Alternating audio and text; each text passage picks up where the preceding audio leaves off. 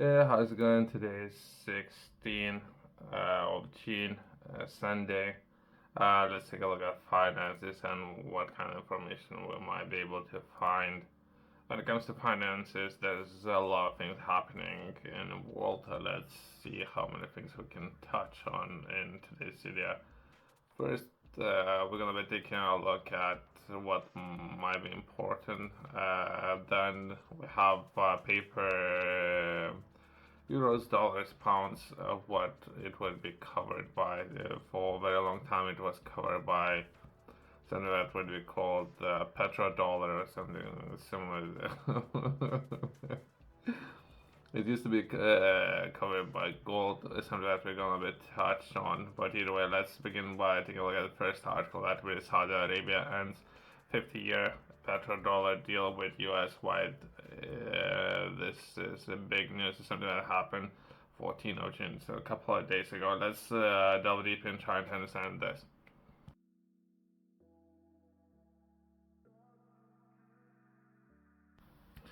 Petrodollar deal signed between Saudi Arabia and United States on June 8, 1974, expired on June 9, and the Middle East country has now decided not to renew it, according to media reports, right? If anything, let's take a look at if it won't be backed by oil, and there's might be a million reasons why it won't be backed by oil. Perhaps it will be backed. The more cars gonna be potentially be using electricity, right? And all perhaps they're gonna come back to gold standards, right? Either way, let's delve deeper and try to understand this article. In significant geopolitical shift, Saudi Arabia has decided to terminate its 50-year-old petrodollar agreement with the United States. According to media reports, the deal signed on June 8, 1974 expired on June 9, and Middle East country has now decided not to renew it.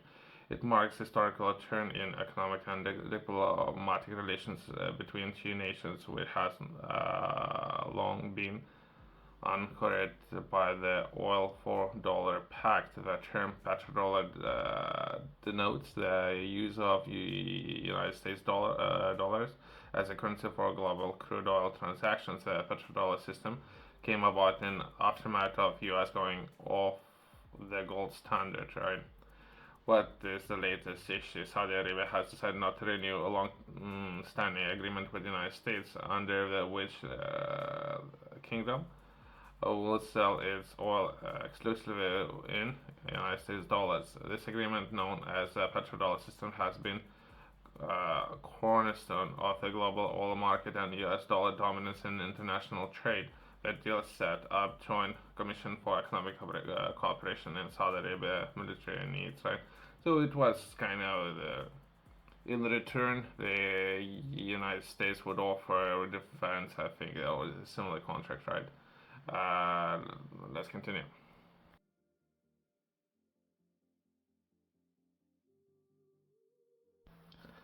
What is the deal, and then was it signed?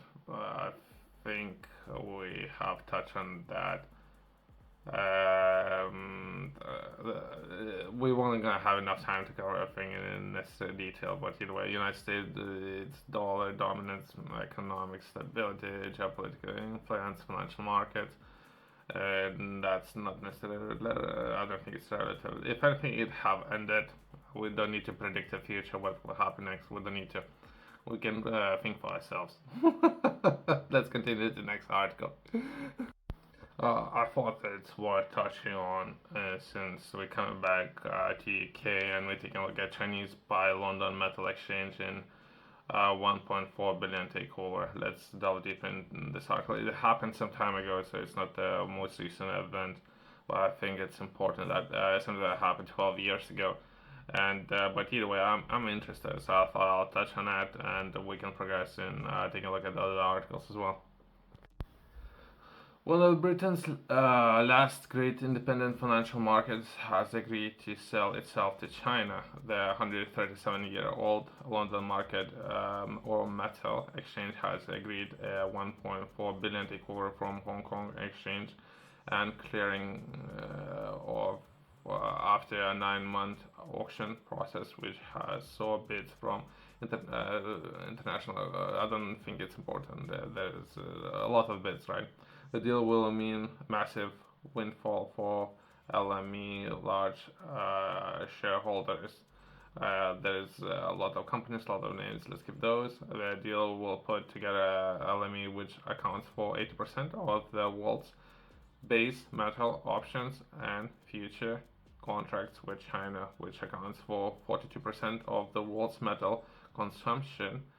There's company names retain the LME as a brand for the market, and it will be run out and regulate in London. They will also reserve the LME's unique open outcry system known as a ring. Okay. The LME is the last exchange European to use open outcry. This involves 5-minute trading sessions in each of the 9 metal twice a day. Traders stand around trading pit, buying and selling throughout the mixture of shouting and just okay, this is perhaps a real system. I don't know, it sounds funny. Unlike other exchanges, LME acts as a market of last resort and for the reason runs warehouse to hold stock around the world. Contrary to popular belief, LME deals only in base metals with gold, silver, and other precious metals trade on the other country London bullion markets. Potentially precious metals, right? But they would define it as base metals, right? It's kind of interesting. Some of the moves that was made in the past, and we're taking a look at something that was made and all done 12 years ago.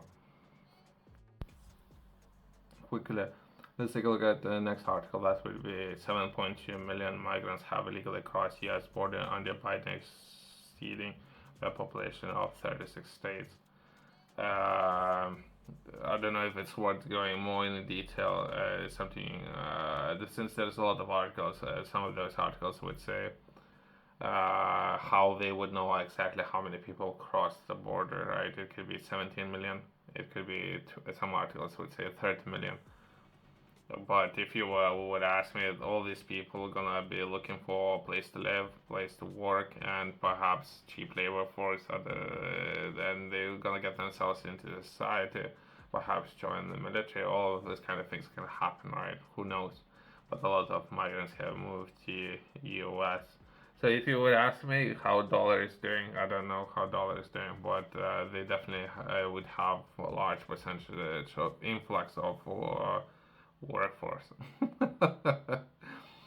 So I don't think if a dollar might be replaced with something else, and something like in previously based in if we are taking a look at yesterday, it's something that was called greenbacks or something, right? But I think they're gonna be doing just fine, since all dollar is not necessarily will be based on anything, since it's not even backed by oil anymore.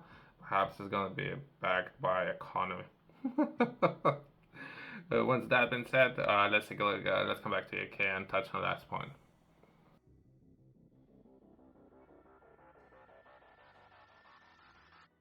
All the finances has been regulated in UK by a financial conduct authority, and there's a letter. I haven't read this letter, so I thought it might be an interesting thing to touch on and everything what's happening in UK according to regulators. There might be some names. I don't think the names would be important, but I haven't read this letter, right? I have recently taken over existing challenge of leading our authorization division. I know how important it is that our authorization process works smoothly and effectively and efficiently. When it comes to processes, can lower costs for firms and support UK competitiveness and growth. So if you yourself, I guess, where I'm going with this, right? If you think you can run this market a little bit better and offer solutions to potentially our customers, build your own company, perhaps you would need to be regulated by a financial conduct authority, right? Since a lot of people might be sitting on the sidelines if they want to get in the game. That's people more than likely you would need to talk to. we have been criticized for the processing applications for authorizations quickly enough. I'm pleased to say that those days are gone. Our last performance metrics showed that 98% of applications were determined with a statutory deadline. I don't know. I don't know about this point. But either way, let's progress. Our standards are robust and remain high, protective customers, bolster the UK's markets, regulations, and reduce harm for economy from rogue firms. Okay. We are transmitting that we are working to make the authorization process easier and faster. We are doing this by making better use of technology and digitalization parts of the process. I have a lot of pushback because I think the cooperating and working together would not necessarily just UK firms when it comes to digitalization. So that's my pushback. They perhaps should consider doing a thing house, right? A new online forum to make the process easier to navigate, cut down on the need of unnecessary engagement with applicants. This will potentially have a form to fill in, and they might have some consultants for people to engage with and to manage some of the markets up there, right? We take serious new secondary objectives on growth and competitiveness and recognize of the impact of the authorization process. We're seeking to give more support to firms who need to get permissions.